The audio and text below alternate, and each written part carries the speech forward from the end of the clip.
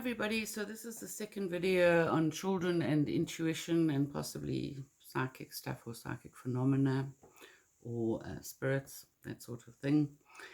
And the main thing that we pointed out in the last video was that don't shut the child down, don't make them feel silly, bad, or anything like that. Don't let them feel rejected or try not to make them feel misunderstood, because it's one of the strongest human needs is to be accepted, to be understood, to belong.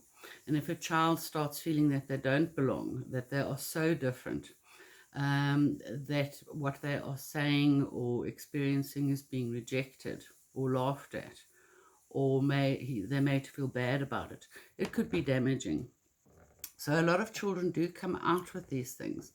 Children, people say we teach our children, and yes, we do, but I am convinced that children actually, if we would just listen more to them, ask them questions, let them speak, you'd be amazed at the gems that come out of their mouths, and sometimes at very young ages.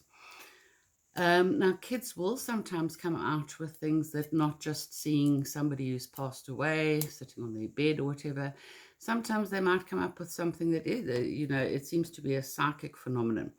And it probably is, because they're very open to these things when they are very young.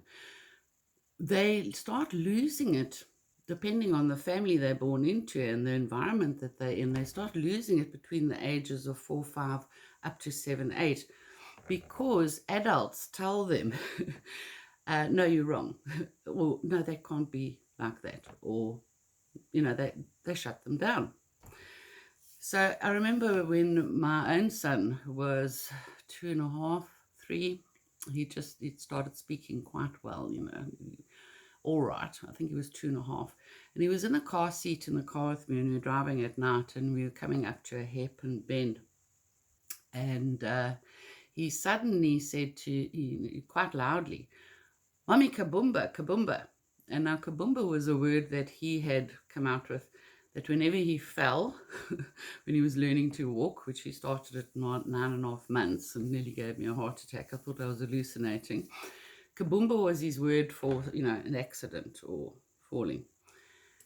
And as he shouted that, I slowed down. Not that I was speeding terribly, but I slowed down.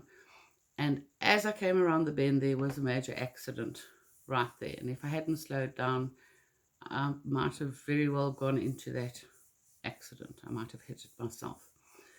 Another time, we had a very old family friend who was like a grandmother to me or a mother to me, and one of my very best friends. She was a very elderly lady, and he called her Granny Marge. And we hadn't seen Granny Marge in quite a few weeks, so maybe even a month or so. We hadn't been talking about her, so there was no reason for him to suddenly think of Granny Marge. And we were sitting at home, and he suddenly came out again with this kaboomba word, funny enough. And he said, "Oh, Mommy, Granny Marge, kaboomba." And I tried to get hold of Marge, and I couldn't get hold of her, and I was getting more and more worried throughout the day. And eventually I did get hold of her later, and she'd fallen in the Spar parking lot, in the grocery store parking lot, and broken her hip. And it had happened at that exact time that my little son of 2.5, 3 had seen it happen in his head and had exclaimed about it. So these things are definitely possible. They do happen, not only with my children. I promise you, there are many, many children out there that have these sort of experiences. Children will also sometimes remember things that you think it's not possible for them to remember. I remember also about when my son was 3 or 4, he suddenly started telling me about when he was born, and that he was telling me about the big lights on the ceiling and what was happening, and there was no way that he could have known that. And we had never talked about that in front of him. And there were things that he mentioned there that there was no way he could have been guessing. He was just talking away as a 3-year-old.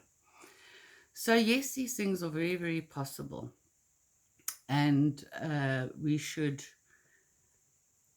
encourage them, not overly so. As I said, don't lead them, but be accepting, be open-minded about it.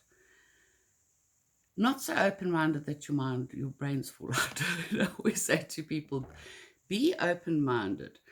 Be open to other things beyond the realms of what you might have experienced so far in your life, that other things are possible. There are even children who have spoken about previous lives.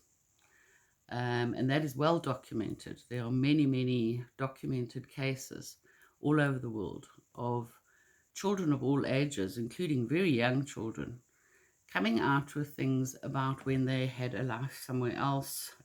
They could have been a different gender, or they could have been in a different country. And they sometimes even talk about their family there, what they did for a living. And people might poo-poo these things and say, oh, that's absolutely impossible and whatever. But there are documented cases where they've taken a child to the village in India that he said he came from. And there he pointed out, that's, he said who he was when he lived there. And he pointed out his relatives and named them in a village that he had never been to before in his life. So yes, these things are very, very possible, and they do happen. And I think the main thing is that we need to remove all fear from these situations. Don't be fearful about it, because also that child will pick up on that, your fear and your confusion. So, and fear is a negative emotion, so it just breeds more negative emotions, more negativity. So just embrace it with love, accept, and yeah, just let that child be, as I said in my last video. Just let them be exactly who they are, and that so that they don't feel rejected or misunderstood. All right, I hope that answers the questions that came up. Bye.